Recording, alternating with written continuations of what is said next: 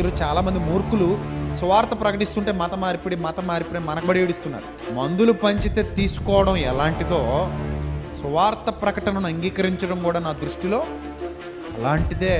అదేమో శరీరానికి, ఇదేమో ఆత్మకి. అర్థం కాని వాళ్ళు మత మార్పిడి అనుకుంటున్నారు, అర్థం కాని వాళ్ళు మత ప్రచారం అనుకుంటున్నారు.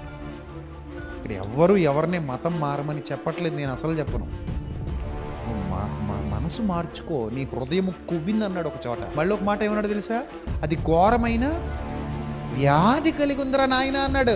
హృదయానికి వ్యాధి ఏంటంటే గుండె జబ్బులు అనుకున్నారా? కాదు, కార్డియాలజిస్ట్కి వెళ్తే సరిపోద్ది గుండె జబ్బులు అయితే.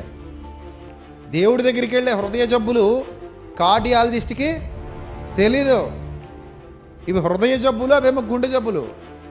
ఎందుకంటే ఇది ఆత్మరోగానికి సంబంధించిన మాట. నరుని హృదయము అని బాల్యము నుండి చెడ్డది, అది ఘోరమైన